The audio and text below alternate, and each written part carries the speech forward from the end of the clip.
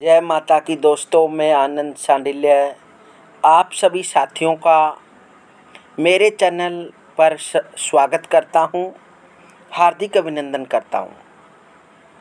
आप सब कैसे हैं?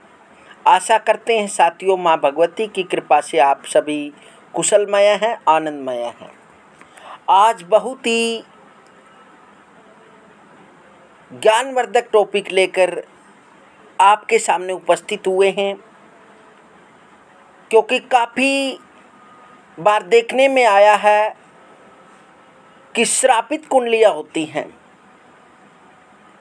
कुंडली के अंदर श्राप लगा होता है, जिसके कारण जीव को, मानव को बहुत दारुण दुख देखना पड़ता है, क्योंकि यह पूर्व काल के कर्मों के कारण, प्रारब्ध के कर्मों के कारण ऐसा होता है। और श्राप भी कई प्रकार का होता है, जिस प्रकार ब्रह्महत्या का श्राप, या कोई सर्प का श्राप, या कोई माता का श्राप, पिता का श्राप, पितरों का श्राप, कई प्रकार के ऐसे श्राप होते हैं जिसे व्यक्ति को जन्म के बाद जैसे जैसे वह बड़ा होता जाता है उसके दुख बढ़ते जाते हैं।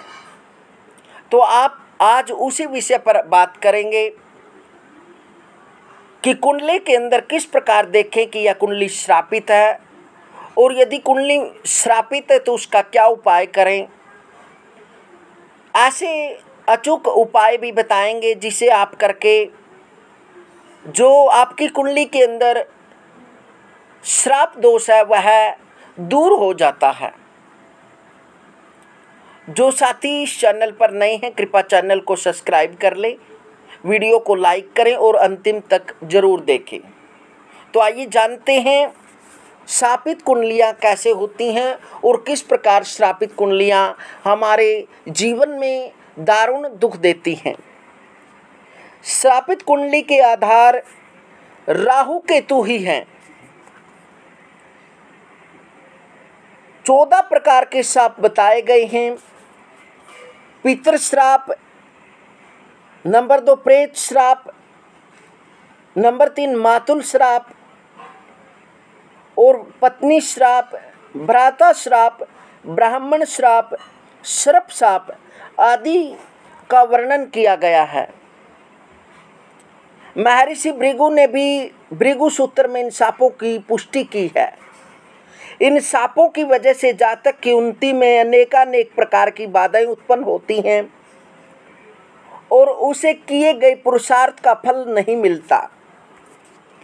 उसकी संतान की मृत्यु हो जाती है अथवा संतान कमजोर होती है, जाहिल व गंवार व व्यभिचारी होती हैं। इस सब बुरे प्रभाव का कारण शापित कुंडलियां होती हैं। शापित कुंडलियों में त्रिशूल योग का आधार पर कालसर्प योग की और ज्योतिष आचार्यों का मन अपनी ओर आकर्षित किया है। शापित कुंडलियों और कालसर्प योग की कुंडलियों में बहुत कुछ एक रूपता पाई जाती है।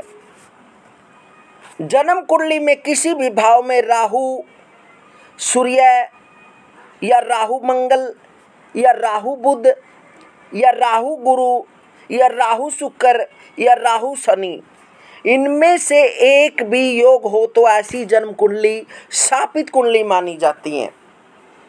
यदि आपकी कुंडली में किसी भी लग्न की कुंडली है और किसी भी भाव में यदि राहु और सूर्य बैठे हैं तो भी श्रापित कुंडली है, और यदि राहु और मंगल बैठे हैं तो वह भी श्रापित कुंडली है, या राहु बुध बैठे हैं तो तब भी वह श्रापित कुंडली है।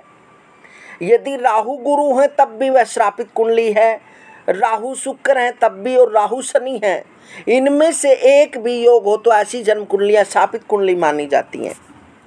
इसी तरह चंद्र केतु, सूर्य केतु, सूर्य राहु, इन ग्रहों का योग या प्रतियोग रवि केतु योग का, या प्रतियोग चंद्र राहु योग, चंद्र शनि राहु, चंद्र मंगल राहु, ऐसे योग को शापित कुंडलियों में देखे जाते हैं।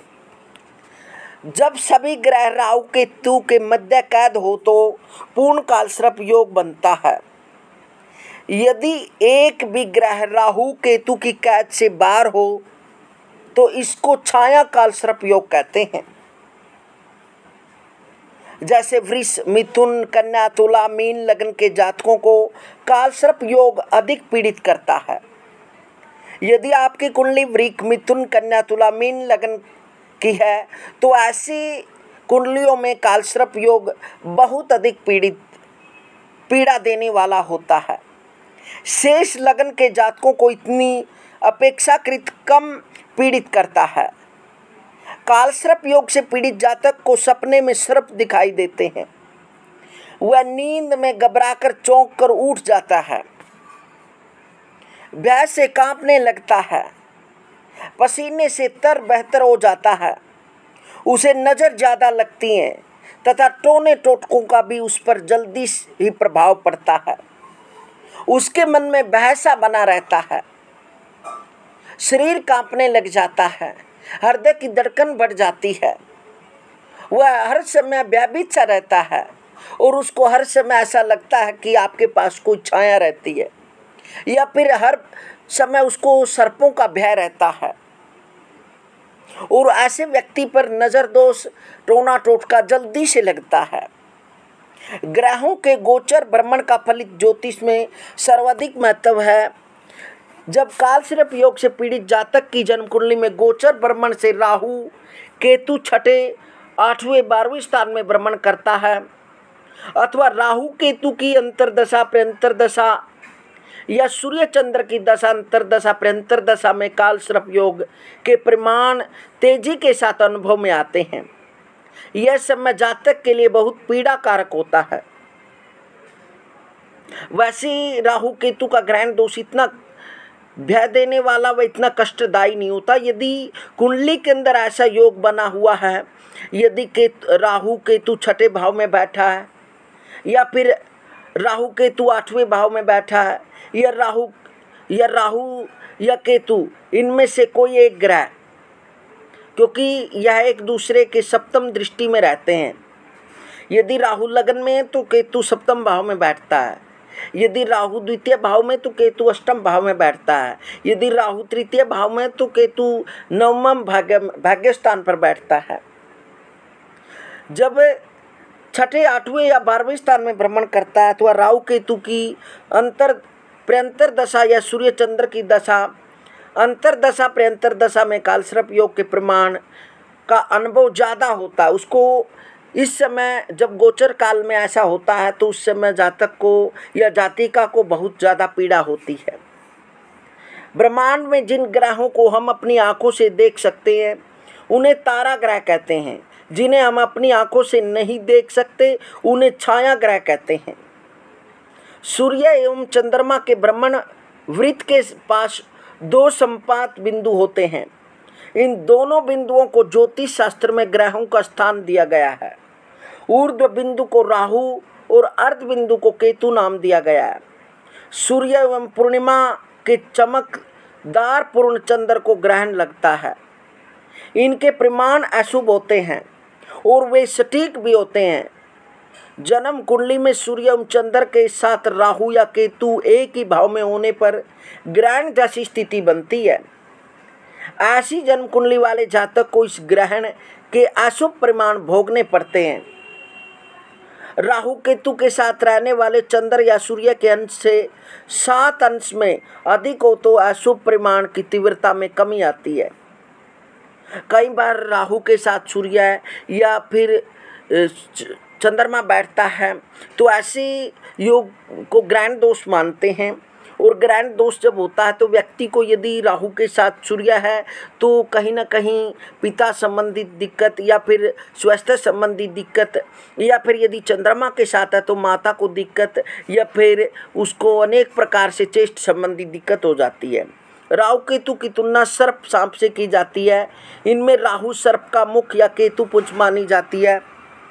जब जन्म कुंडली के एक ही और सब ग्रह राहु केतु के मध्य में कैद हो तो काल सर्प योग बनता है। जिस जातक की जन्म कुंडली में काल सर्प योग होता है उस जातक को अपने जीवन में अनेका दुख परेशानियां उठानी पड़ती है। जातक के जीवन में ऐतिहासिक सुखों का सर्वथा अभाव रहता है। पूर्वजों द्वारा प्राप्त धन संपत्ति नष्ट होने का भय बराबर बना रहता है। स्वास्थ्य संबंधी परेशानियां बनी रहती हैं। जीवन में अनेकों उतार चढ़ाव देखने पड़ते हैं। सुख चैन की सांस लेना उसके लिए दुर्लभ हो जाता है। मानसिक चिंता व परेशानियों में सदा डूबा रहता है। इस प्रकार से यदि श्रापित कुंडली आपकी है, यदि ऐसा योग बना हुआ है, तो उसके लिए यदि राहु के साथ सूर्य विराजमान है, तो ऐसे में सूर्य का जब ग्रहण आए तो उसमें अपने बराबर का धान्य या अनाज वह गौशाला में या कोई ऐसा ही व्यक्ति को देना चाहिए, गरीबों में बांटना चाहिए। या फिर उसका यदि जो धान्य है, गेहूं है या कोई भी अनाज है, उसकी आप भोजन बनाकर गरीबों में बांटना चाहिए।